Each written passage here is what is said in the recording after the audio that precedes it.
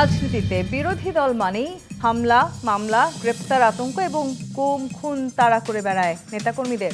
স্বাধীনতার ৫৫ বছরের ইতিহাসে বিরোধী দলগুলো এমন রাজনৈতিক সংস্কৃতির মুখোমুখি হলেও গণঅভ্যুত্থানের পর ক্ষমতায় থাকা বিএনপি সরকারের ৬ মাসে সেই ভয়ের লেশমাত্র দেখা যায়নি বিরোধী দলে থাকা দলগুলোর মধ্যে। কিন্তু ক্ষমতাচ্যুত শেখ হাসিনার আমলে বিগত ১৭ বছর বর্তমান বিরোধী দলগুলোর মতো মন খুলে সমালোচনা, সভা সমাবেশ করা বিএনপির জন্য এত সহজ ছিল না। এই দীর্ঘ সময়ে বিএনপি অবাধে রাজনৈতিক কার্যক্রম পরিচালনার ক্ষেত্রে বেশ কিছু বড় বাধা ও চ্যালেঞ্জের সম্মুখীন হয়েছিল।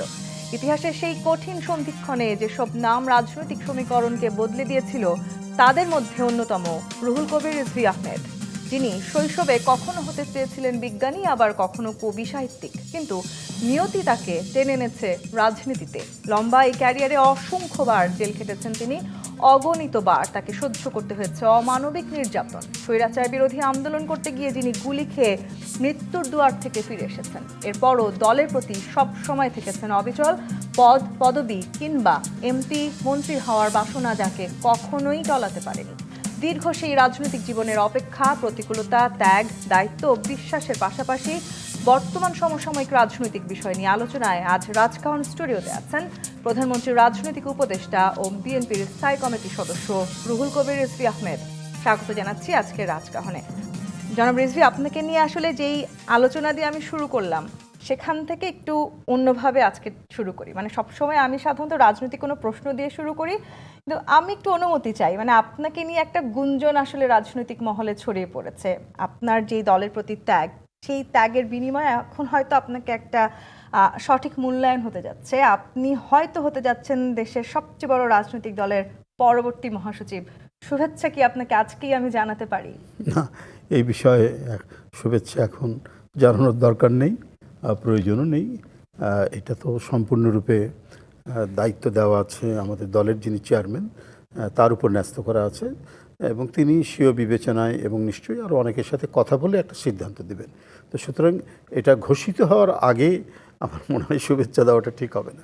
মানে এখন আসলে ঘোষণা হয় নাই, কিন্তু গুঞ্জনটা আসলে কতটা সত্যি, আর যদি গুঞ্জনটা সত্যি হয়, মানে সেহেতু আর কি, মানে আপনি যেহেতু দীর্ঘদিন আসলে এই দলটার সাথে ওতপ্রোতভাবে জড়িত এবং আপনার ট্যাগ নিয়ে আসলে নতুন করে বলার কিছু নাই, আপনার অনুভূতিটাও একটু জানতে চাই যদি এই গুঞ্জনটা সত্যি হয়। না, অনুভূতিটা নিঃসন্দেহে যদি আমাকে এটা দেওয়া হয়, এই পদটি দেওয়া হয়, আসলে পদের বিষয়ে কখনোই আমার অতটা আমাকে এটা পেতেই হবে, না পেলে আমি একেবারে মানে মানে হতাশায় ডুবে যাব, এই ধরনের অনুভূতি আমার কখনো হয়নি, এই ধরনের ভাবনাও কখনো হয়নি। না হলে তো আমি অনেক আগেই মানে এমপি হওয়ার জন্য, বা যখন বিএনপি তো এর মধ্যে অনেকবারই ক্ষমতায় গেছে, বিশেষ করে 30-40 বছরের মধ্যে। তো সেই সময় যখন আমি ছাত্র রাজনীতি শেষ করেছি, তারপর পরেও তো 2-3 বার গেছে ক্ষমতায়।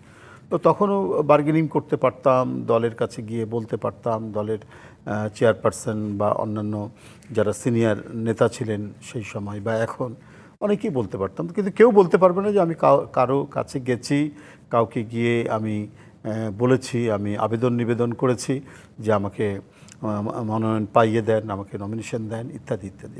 আমি আমার দলের চেয়ারম্যানকেও কখনো বলিনি, এবং এমনকি মন্ত্রিত্বের ব্যাপারেও আমি কখনো বলিনি এই বিষয়টি।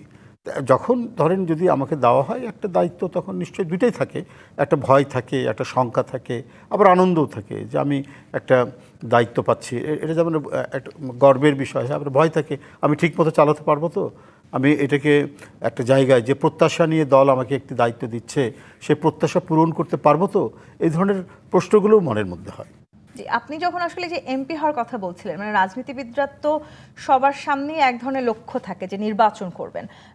আমি যতটুকু জানি বেগম খালেদা জিয়া যে সময়টাতে আসলে অভ্যন্তরীণ ছিলেন, অর্থাৎ যিনি আসলে জেলে খেটেছেন, সেই সময়টাতে তিনি নির্বাচন করতে পারবেন না, এবং সে কারণে আপনিও চেয়েছেন যেহেতু বেগম খালেদা জিয়া নির্বাচন করতে পারবেন না, আপনিও সেই সময়গুলোতে নির্বাচন করতে চান নাই। না, আমি যদি বলি 91 সালে আমি তখনও ছাত্রনেতা, তখন আমি চাইনি। আমি 92 সালে আমি প্রেসিডেন্ট হলাম। এরপরে 96 নির্বাচন হয়েছে, 2001-এ নির্বাচন হয়েছে, 2008-এ নির্বাচন হয়েছে। আমি প্রত্যেকবার নমিনেশন ফর্ম কিনেছি, দলের যে মনোনয়ন ফর্ম যেটা বিক্রি হয় ওটা আমি কিনেছি, ওটা পূরণ করে জমা দিয়েছি। আমি চেয়েছি আমি সেই সময় ওইটা এগুলো চেয়েছি যে আমি ইয়ের জন্য, কিন্তু এটার জন্য যে আমাকে পেতেই হবে এবং দাঁড়ে দাঁড়িয়ে ঘুরতে হবে বড় বড় নেতাদের, সেটা আমি কখনোই করিনি। এক, দুই হচ্ছে 2018 সালেও আমার প্রথম দিকে মনে হয়েছে যে আমি নির্বাচন চাইব, নির্বাচনের মনোনয়ন জমা দেব, কারণ অফিস থেকেই তো, আমি যে অফিসের দায়িত্বে আছি সেই অফিস থেকেই মনোনয়নপত্র দেওয়া হয়, কিন্তু আমি কিনিনি। এই কারণে আমার কাছে একটু বিবেকের মধ্যে লাগলো যে মানে যে মানুষটি আমাদের সমস্ত কর্মকাণ্ডের প্রতীক হিসাবে আমরা যাকে দেখি, বা যার প্রেরণা আমাদের উপরে গভীরভাবে আমাদের মধ্যে অনুভব হয়, মানে আমরা যেটা অনুভব করি, তিনি নাই। মানে একটা নির্বাচনের মতো এত বড় একটা প্রক্রিয়া, মানে সেই প্রক্রিয়ার যিনি প্রধান ব্যক্তি, যার প্রেরণায় সমস্ত দল মুভ করে সারা দেশে, তিনি নাই, তো কার সাথে ইয়ে করব। এবং তারপরে যিনি সিনিয়র ভাইস চেয়ারম্যান, তখন ভারপ্রাপ্ত চেয়ারম্যান 2018 সালে হয়েছেন জনাব তারেক রহমান, আজকের মাননীয় প্রধানমন্ত্রী, তিনিও নাই, তিনি তখন লন্ডনে, এবং সঙ্গত কারণেই তিনি আসতে পারছেন না, নেতৃত্ব দিচ্ছেন সেখান থেকে, কিন্তু শারীরিকভাবে উপস্থিত থাকলে যে প্রভাবটা তৈরি করে, তো আমরা তো সেইভাবে সেই প্রভাবটা তো হবে না, মানে উনি ব্যতিরেকে, মানে ম্যাডাম এবং ভারপ্রাপ্ত চেয়ারম্যান ব্যতিরেকে তো সেই প্রভাবটা হবে না। আরেকটা ব্যাপার হচ্ছে যে সেইটা একটা আমার মধ্যে একটা অনুভূতির কাজ করেছে যে উনাকে বাদ দিয়ে আমরা নির্বাচন করছি, সেই নির্বাচন মানে কেন জানি আমার মন টানছিল না। কারণ এর আগে যতবার নির্বাচন হচ্ছে, আমরা তখন যখন ছাত্রনেতা আরও ইয়াং, আমাদের ওটাই আনন্দ ছিল, ম্যাডামের গাড়ির সাথে দৌড়াচ্ছি, এই মানে বিভিন্ন জায়গায় মানে স্টেজ হচ্ছে, পথসভাগুলো হচ্ছে, পথসভায় ছাত্রনেতা হিসাবে যখন বিশেষ করে আমাদের ওই অঞ্চলের দিকে, উত্তরাঞ্চলের দিকে বিভিন্ন এলাকায় যখন সফর করছেন, নির্বাচনী সফর করছেন, স্টেজে আগে উঠে বক্তৃতা করা শুরু করলাম, তারপরে ম্যাডাম আসলেন, অন্যান্য নেতৃবৃন্দ বক্তৃতা করে ম্যাডাম বক্তৃতা করলেন। এই যে একটা নির্বাচনী উৎসবের মতো একটা বিষয় ছিল ম্যাডামকে ঘিরে, তো সেটা মনের মধ্যে মানে একটু আমি ব্যথিত হলাম, মানে মনের মধ্যে একটা খুব দুঃখবোধ কাজ করছিল আর কি সেই সময়, যে ওনাকে বাদ দিয়ে আমরা সব নির্বাচনে যাচ্ছি। আমার মন টানছিল না, কিন্তু যেহেতু দল নির্বাচন করছে, সেই জন্য আমার যে অর্পিত দায়িত্ব আমার উপর, সেই দায়িত্ব যথাযথভাবে পালনের আমি চেষ্টা করেছি। দায়িত্বের কথা বলছেন, মানে বিএনপি এবং একজন রুহুল কবির রিজভী আহমেদ, এই দুটোকে আসলে আলাদা করার সুযোগ নেই। আপনার দায়িত্ব আসলে কিভাবে আপনি পালন করেছেন সেটি হয়তো পুরো বাংলাদেশ দেখেছে, এবং আপনি ছাত্র জীবন থেকে যে রাজনীতির সাথে যুক্ত ছিলেন, সেখান থেকে আজকে 2026 পর্যন্ত এখনো মহাসচিব হিসেবে আপনাকে শুভেচ্ছা জানাতে না পারলেও স্থায়ী কমিটির সদস্য হিসেবে নিঃসন্দেহে আপনাকে শুভেচ্ছা জানানোর সুযোগ আছে, এবং আজকেই আপনার প্রধানমন্ত্রীর সাথেও দেখা করেছেন, সেখান থেকে নিঃসন্দেহে একটা বার্তা এসছে। এখন আপনি দলের সর্বোচ্চ নীতি নির্ধারণী পর্যায়ে আছেন, সেই বার্তাটা একটু জানতে চাই, প্রধানমন্ত্রী আসলে না, কি বার্তা বার্তা আসলে কিছু নয়, আমরা গেছি ওনার সাথে, মানে জাস্ট এটা ইনফর্মাল, মানে জাস্ট দেখা সাক্ষাৎ, সৌজন্য সাক্ষাৎ বলতে পারেন, যেহেতু আমাদেরকে মনোনীত করা হয়েছে জাতীয় স্থায়ী কমিটির সদস্য হিসাবে, এটা দায়িত্ব যে প্রধান নেতা যিনি পার্টির চেয়ারম্যান, তার সাথে সৌজন্য সাক্ষাৎ করা, তিনিই আমাদেরকে মনোনীত করেছেন। তো আমরা ফুল নিয়ে গিয়ে তাকে শুভেচ্ছা জানিয়েছি, এবং আমরা অঙ্গীকার ব্যক্ত করেছি যে এই নীতি নির্ধারণী যে ফোরাম, দলের সর্বোচ্চ এই ফোরাম, যাতে আমরা যথাযথভাবে আমাদের উপর যে অর্পিত দায়িত্বগুলো আছে এবং আমাদেরকে যে দায়িত্বই দেবে দল, সেই দায়িত্ব যাতে যথাযথভাবে আমরা পালন করব, এবং সেটা পালন করতে আমরা সচেষ্ট থাকব, সেই কথাগুলোই বলেছেন। এবং তিনি আমাদেরকে তার যে বক্তব্য সেখানে বলেছেন, নিশ্চয়ই আপনারা সেটা পারবেন, আমরা সব ছাত্র সংগঠন থেকেই গড়ে ওঠা নেতৃত্ব, আজকে স্ট্যান্ডিং কমিটিতে আমরা এসেছি, তো আমাদের প্রতি উনি একটা আশাবাদ ব্যক্ত করেছেন। বাংলাদেশের রাজনীতিতে এই যে চড়াই উতরাই প্রায় সবটাই আসলে আপনি দেখেছেন, মানে দীর্ঘ সময় প্রায় 16-17 বছর বাংলাদেশ যেভাবে রাজনৈতিক প্রতিহিংসার শিকার হতে হয়েছে, বিশেষ করে বিএনপির প্রত্যেকটি নেতাকর্মীকে, শুধু আপনি নন, মানে বিএনপি করছে শুনলেই আসলে এক ধরনের রাজনৈতিক প্রতিহিংসার জায়গা সেখানে এমনিই তৈরি হয়ে যেত। এই প্রতিহিংসার জায়গাটি থেকে আসলে আমরা এই 24-এর গণঅভ্যুত্থানের পরবর্তী সময়টাতে সেই পরিবর্তনটা আমরা দেখার চেষ্টা করছি। সেই পরিবর্তনের জায়গাটাতে একটু জানতে চাই, মানে এখন তো সবার আগে বাংলাদেশ নীতিতে চলছে বাংলাদেশ, সেই নীতিতে এই পরিবর্তনটা সবার আগে আমরা দেখতে পেয়েছি কিনা? পরিবর্তনটা নিঃসন্দেহে দেখা যাচ্ছে, দিনকে দিন সেটা আরও পরিস্ফুট হচ্ছে, এটা ফুটে উঠছে, এবং এটা আরও হতে থাকবে। এবং এর মধ্যেও যে সমস্ত বিষয়গুলি মানুষের কাছে মানে খুব বেশি একটা শঙ্কার কারণ হয়ে উঠছে, সেটাও কিন্তু আস্তে আস্তে এটা কমে যাচ্ছে। তার যে ইন্টেন্সিটি যেটা, সেটাও কমে যাচ্ছে। যেমন ধরুন মব কালচার, তো মব কালচারটা এটা 5ই আগস্টের পর আমরা এটা বেশি দেখছি। কিন্তু এই মব কালচারের কিন্তু মানে সম্পূর্ণরূপে বিরোধী হচ্ছে বাংলাদেশ জাতীয়তাবাদী দল বিএনপি। যে এটা হচ্ছে আইনের শাসনের অভাব থাকলে এই ধরনের মানে আইন বহির্ভূত বিভিন্ন ঘটনা, বিভিন্ন ইয়েগুলো দেখা যায় আর কি, প্রতিক্রিয়াগুলো দেখা যায় সমাজের নানা স্তরে, যেটা কঠিনভাবে সমাজের মধ্যে ভীতি এবং শঙ্কার তৈরি করে, আশঙ্কা তৈরি করে, ভয়ের তৈরি করে।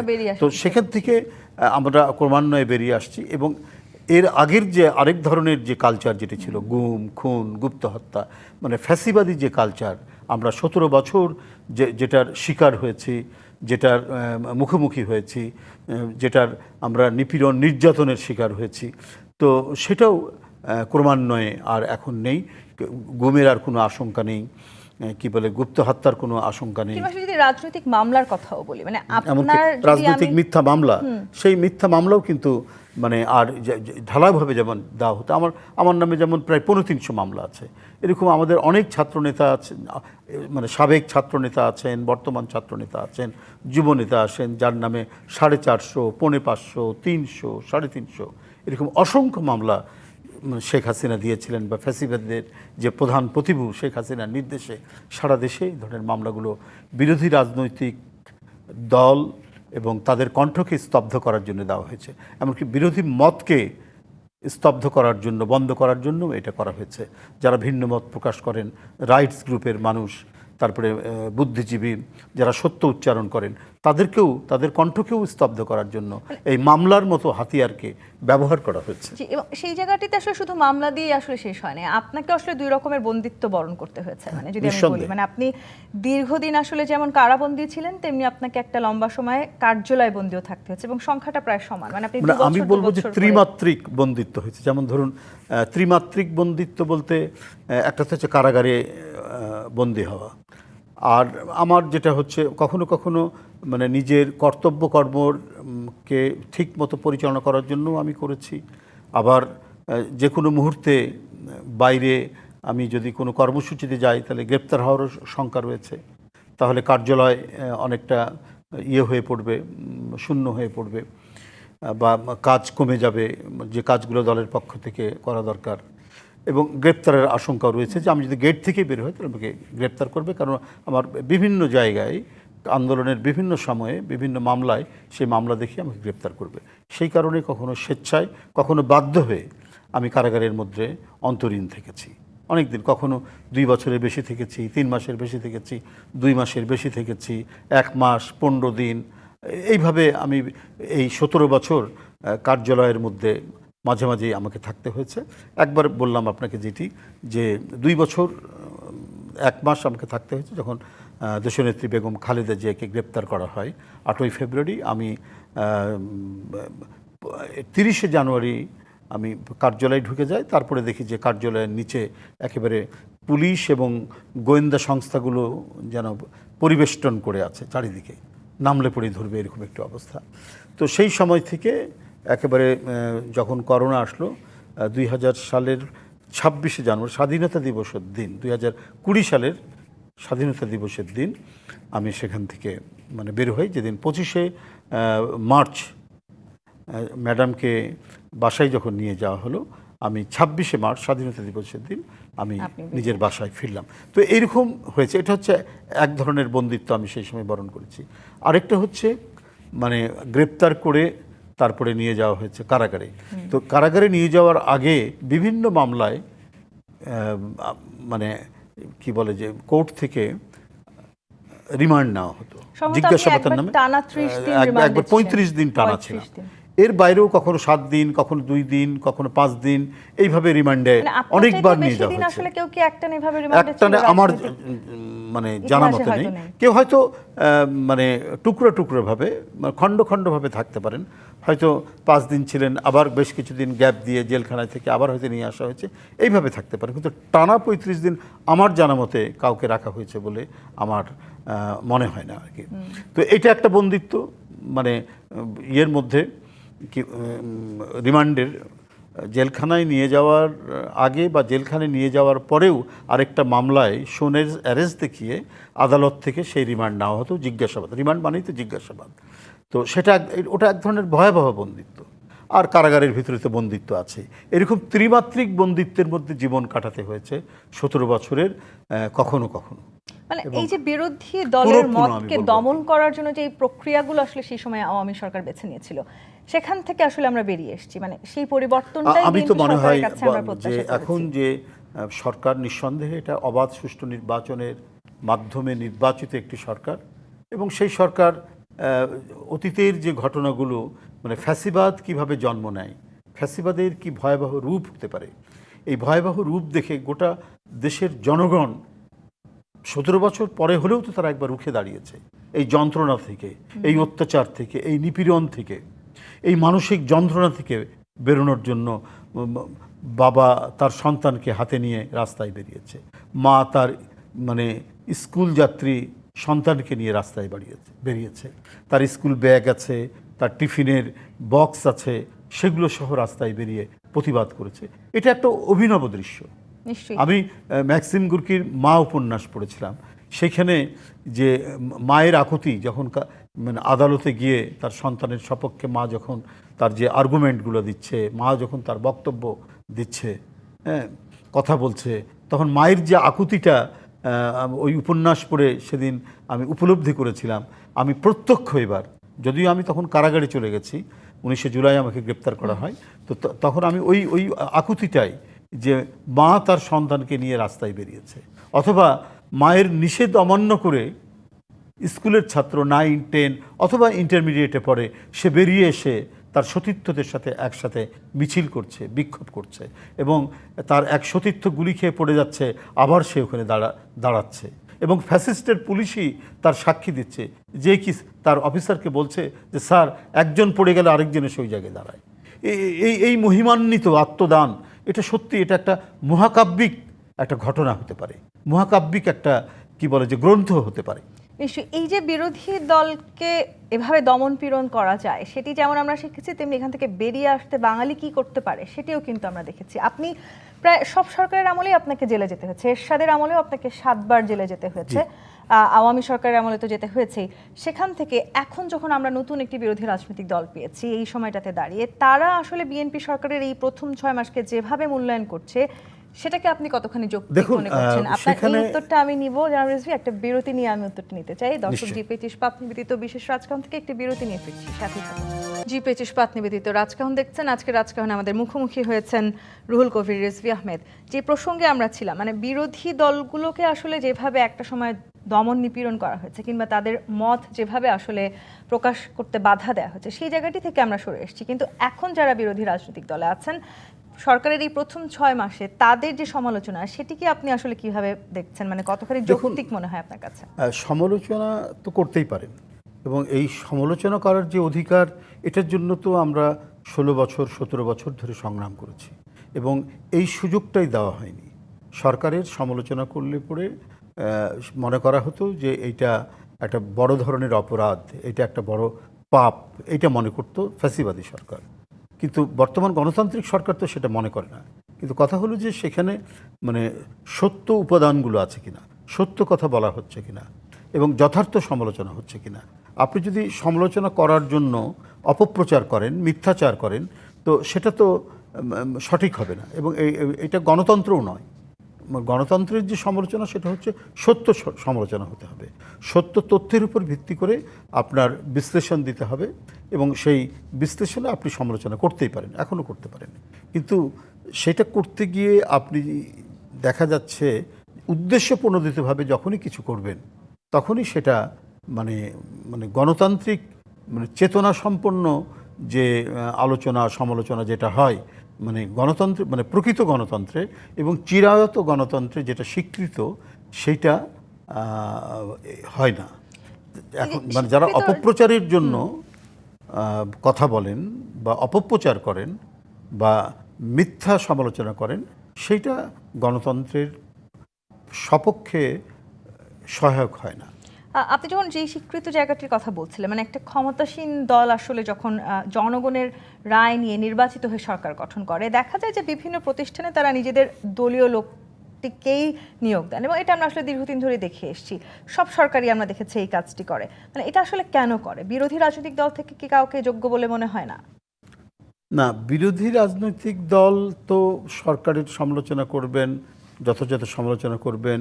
সেখানে সত্যিকার অর্থে যদি সরকারি যে ত্রুটিটা আছে সেই ত্রুটিটা তারা তুলে ধরবেন, জনগণকে বলবেন। তারপরে জনগণ আগামী নির্বাচনে যদি মনে করে যে এইটা এরা ঠিক বলছে, বিরোধী দল ঠিক বলছে, তখন তাদেরকে ভোট দেবে। আর যদি জনগণের চোখে যদি মনে পড়ে, যদি ধরা পড়ে যে এরা ঠিক বলছে না, তো মানে সরকার যেটা করেছে ঠিক করেছে, তো জনগণই হচ্ছে প্রকৃত মানে বিচারক। সে রায় দেবে। রায়টা কখন দেবে? একটা নির্বাচিত সরকারের একটা মেয়াদ থাকে, সে মেয়াদ শেষে একটা নির্বাচন হবে। সেই নির্বাচনটা যাতে অবাধ সুষ্ঠু হয় সেটার জন্য এতদিন ধরে লড়াই করা হয়েছে, সেটা এখন হতে যাচ্ছে। সেটা হলো প্রত্যেকেরই দাবি ছিল যে একটা দলনিরপেক্ষ তত্ত্বাবধায়ক সরকার। সে তত্ত্বাবধায়ক সরকারের অধীনে নির্বাচন হবে। সেই নির্বাচনে বিরোধী দল এখন যারা আছে তারা দাঁড়াবে, এখন যারা সরকারি দল আছে তারাও প্রতিযোগিতা করবে। তো তখন জনগণ যেটা রায় দিবে সেটাই সেটাই সবাই ধরে নেবে, সেটাই মেনে নেবে। এটাই তো হওয়া উচিত। এর বাইরে তো আর অন্য কিছু হওয়া উচিত নয়। সরকার যখন গঠন করছে সেই সময়টাতে আসলে এই সরকার গঠিত হবার সময় থেকে মন্ত্রিসভার দিকে তো আসলে পুরো বাংলাদেশের একটা নজর ছিল। কিছু কিছু মন্ত্রণালয় মন্ত্রীর বিরুদ্ধে অভিযোগ উঠতে শুনেছি আমরা, সমালোচনা আছে, তাদের যোগ্যতা নিয়েও প্রশ্ন উঠেছে। তাদের আসলে কোনো বিকল্প ভাবা হচ্ছে কিনা, কিংবা এই যে প্রশ্নটা উঠছে সেটার আসলে কি কারণ মূলত বলে মনে হয় আপনার? দেখুন, আপনি প্রথম সম্পূর্ণ প্রশ্নের উত্তরটা দেওয়া হয়নি, আংশিক দিয়েছি। এর আগে যে প্রশ্নটা করেছেন এখন বলবো, সেটা হলো যে বিরোধী দলকে নিয়ে সরকার গঠন করা। এইটা বিরোধী দলকে নিয়ে সরকার গঠন করা, এটাও তো আরেকটা কি বলে যে একদলীয় ব্যবস্থা হচ্ছে। বিরোধী দল তো পার্লামেন্টে আছে, বেশ ভালো সংখ্যায় তারা আছে। তারা সমালোচনা করুক, তারা ভুলগুলো ধরিয়ে দিক, তারা ত্রুটিগুলো করবে, কি বলে তুলে ধরবে, পার্লামেন্টের মধ্যে তুলে ধরবে, পার্লামেন্টের বাইরেও তারা তুলে ধরবে, সভা সমাবেশ বিভিন্ন প্রোগ্রামে অনুষ্ঠানে তারা সেটা তুলে ধরবে। এটাই তো হচ্ছে গণতন্ত্রের রীতি, যে হ্যাঁ, এটা সৌন্দর্য। একটা কোয়ালিশন হয়, একটা দলকে কেন্দ্র করে একটা জোট হয়, ওটা হতে পারে, নাও হতে পারে। তো এবারে বিএনপির নেতৃত্বাধীন একটা জোট ছিল, ওইদিকে জামাত ইসলামের নেতৃত্বাধীন একটা জোট আছে। তো বিএনপির নেতৃত্বাধীন জোট তো নির্বাচিত হয়েছে, সেখানে জোট থেকেও কয়েকজন হয়েছেন, উপদেষ্টা হয়েছেন, মন্ত্রী হয়েছেন, এগুলো তো হয়েছেন। তো এখন পৃথিবীতে আমি তো আর অন্য কোথাও দেখিনি যে একবারে বিরোধী দল সরকারি দল মিলে একটা সরকার, সর্বদলীয় সরকার। এটা হচ্ছে বিভিন্ন সংকটের সময় কোনো কোনো দেশে হয়তো দেখা যাচ্ছে। তো আমরা সেই সংকট তো অতিক্রম করে গেছি, এবং একটু অন্তর্বর্তীকালীন সরকার হয়েছে। সেই সরকারটা যদিও নির্দলীয় নিরপেক্ষ সরকার, কিন্তু সব দল সমর্থন করেছে। এটা একটা সর্বদলীয় সমর্থিত সরকার ছিল, ডক্টর ইউনূস সাহেবের সরকার। তো সেই সরকারের মাধ্যমে আমরা একটা অবাধ নির্বাচন হয়েছে। সেই নির্বাচনে একটি রাজনৈতিক দলের নেতৃত্বাধীন জোট তারা ক্ষমতায় এসছে, আরেকটি দলের নেতৃত্বাধীন জোট তারা অপোজিশনে আছে। তো সুতরাং অপোজিশনের যে দায়িত্ব একটি গণতান্ত্রিক রাষ্ট্র কাঠামোর মধ্যে, তারা সেই দায়িত্ব পালন করুক। সরকার যে তার নির্বাচনের প্রাক্কালে, নির্বাচনের আগে যে অঙ্গীকার করেছে, যে ম্যানিফেস্টো দিয়েছেন, যে সমস্ত কর্মসূচি দফা দিয়েছেন, সেই অনুযায়ী এখন কাজ করছে কিনা, সেই কাজগুলো শুরু হয়েছে কিনা, এবং সেই কর্মসূচিগুলো বাস্তবায়নের দিকে অগ্রসর হচ্ছে কিনা, সেটা দেখার বিষয়।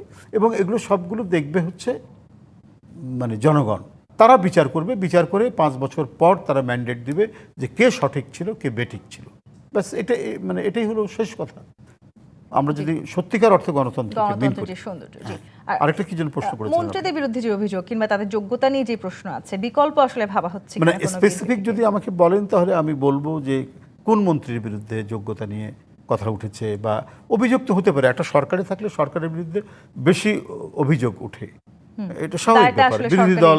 বিরোধী দল বিরোধী মত তো সবসময় কাজ করে, এটা করবেই। কিন্তু কথা হলো, এখন পর্যন্ত তো আপনি নিশ্চয়ই শোনেননি যে ব্যাংকের টাকা ফ্লাইট করেছে, ব্যাংকের টাকা পাচার হয়েছে, ব্যাংক থেকে টাকা লুট হচ্ছে। বা কোনো বড় প্রজেক্টের নামে সেখানে কোনো দলীয়করণ করা হয়েছে, অথবা সেখানে কোনো কাউকে পছন্দের কোনো লোককে বা কোনো ঠিকাদারি প্রতিষ্ঠানকে সেই কাজ দেওয়া হয়েছে, সেই কথা তো শোনেননি। তো যখন এগুলো হচ্ছে মোটা দাগের বিষয়, তো এটা যখন শোনেননি, তাহলে আমি মনে করি যে সরকার যে মন্ত্রিপরিষদ গঠন করেছে সেই মন্ত্রিপরিষদকে ঠিকমতো পরিচালনা করছেন প্রধানমন্ত্রী। তিনি নিজে তিনি খুব সতর্ক দৃষ্টিতে এদের কার্যক্রম তত্ত্বাবধান করছেন বা মনিটরিং করছেন, যেটাই বলি না কেন, এবং তারা যথাযথভাবে তাদের কাজগুলোকে এগিয়ে নিয়ে যাচ্ছে।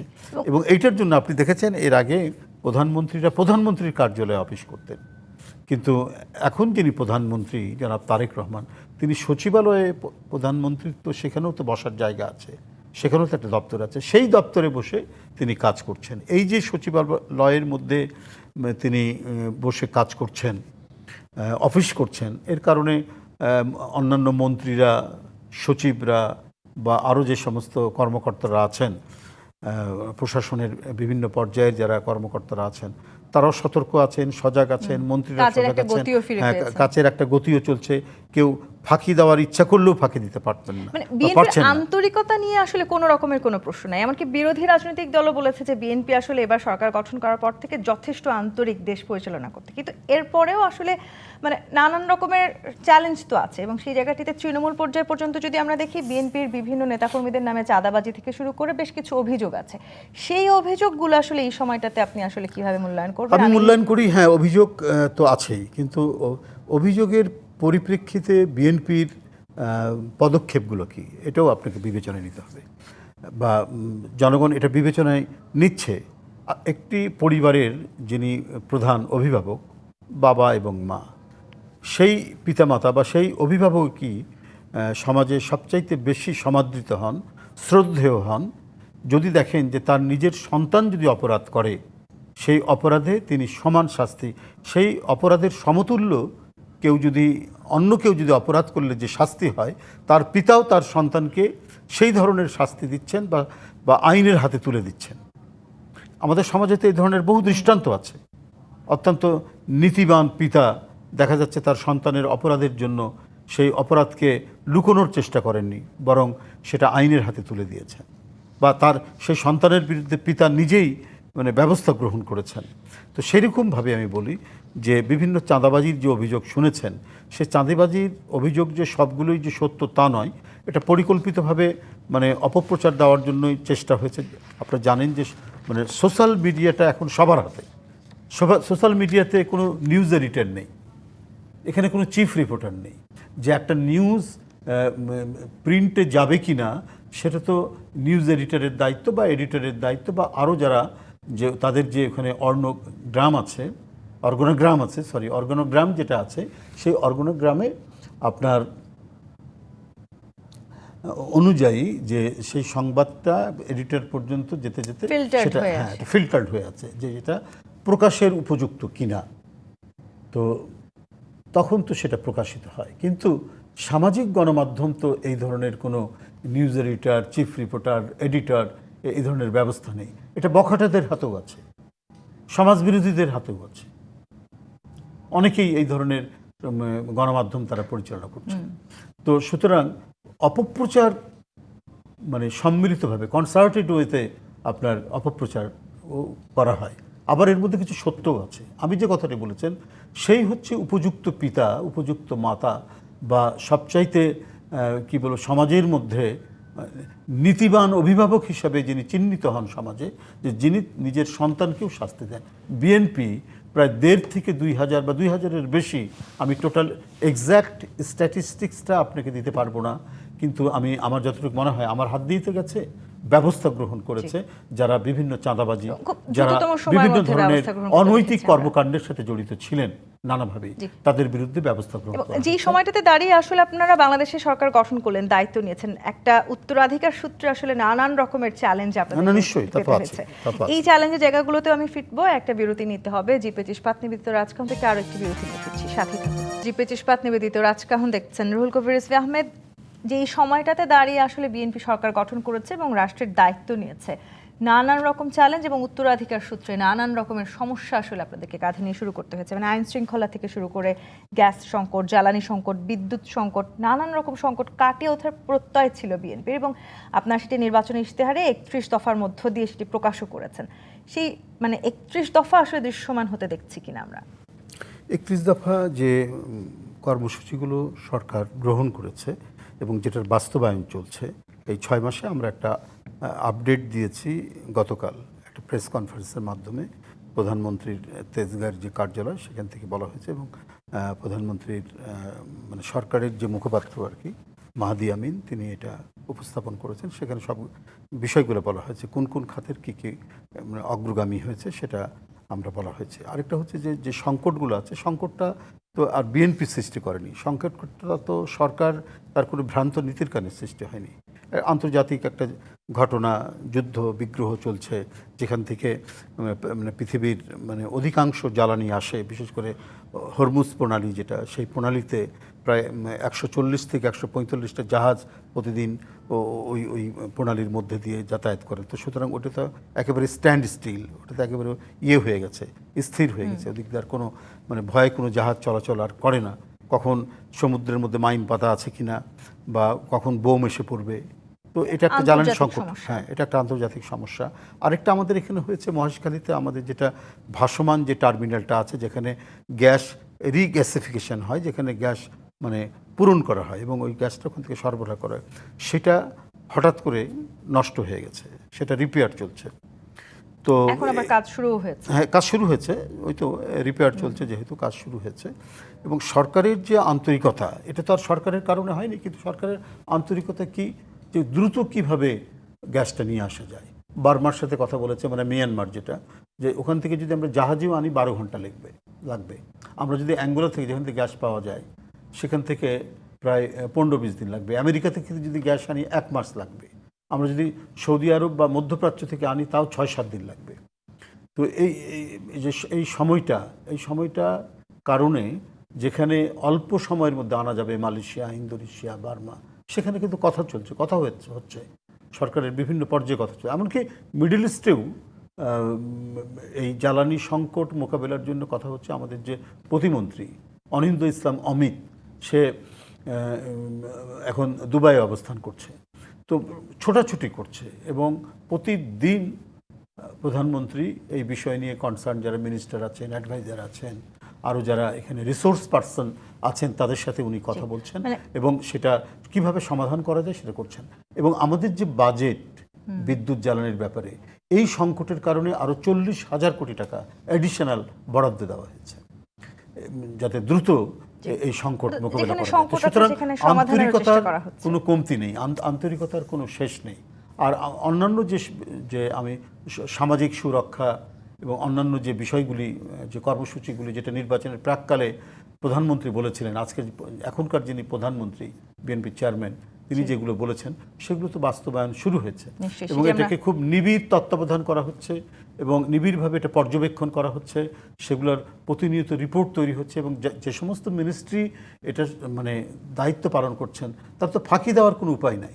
প্রধানমন্ত্রীর কার্যালয় থেকে এটা তীক্ষ্ণ দৃষ্টি রাখা হচ্ছে। আরেকটা জায়গায় একটু আলোচনা করতে চাই, মানে কূটনৈতিক ক্ষেত্রে আসলে বাংলাদেশকে আমরা দীর্ঘদিন পিছিয়ে থাকতে দেখেছি। এখন আসলে আমরা সবার আগে বাংলাদেশ নীতিতে আছি এবং সেখানে এই 6 মাসে সরকারকে আওয়ামী লীগ ইস্যুতে বেশ কিছু কথা শুনতে হচ্ছে। শেখ হাসিনাকে ফিরিয়ে নিয়ে আসা, শেখ হাসিনার বিচার করা, এবং আরেকটি কথা বারবার শুনতে হচ্ছে, সেটি আজকেও বিরোধী রাজনৈতিক দলের নেতা বলেছেন, যে বারবার বিএনপি হচ্ছে আওয়ামী লীগকে পুনর্বাসন করার চেষ্টা করছে। দেখুন, এই অভিযোগগুলো পাবলিকলি জনগণের পক্ষ থেকে তাদের দিকেই ধাবিত হয়েছে, তীর নিক্ষেপ হয়েছে, অভিযোগের তীরটা নিক্ষেপ হয়েছে তাদের দিকেই। এখন এটা কাণ্ডজ্ঞানহীনভাবে উদ্ভট কোনো কথা বলে দিলে তো সেটা তো আর জনগণের কাছে গ্রহণযোগ্য হয় না। আওয়ামী লীগ প্রতিষ্ঠা, পুনর্বাসন করা না করার যদি আমরা এটা দেখি, আমরা যদি মানে 5ই আগস্টের পর থেকে দেখি, প্রথম কে বলেছে যে আমরা আওয়ামী লীগের সব মাফ করে দেব, তাদের সাথে সম্পর্ক উন্নয়ন করব, পার্শ্ববর্তী দেশের সাথে সম্পর্ক উন্নয়ন করব? কে বলেছে? আজকে যিনি বিরোধী দলীয় নেতা, পার্লামেন্টে যিনি বিরোধী দলীয় নেতা, তিনি বলেছেন।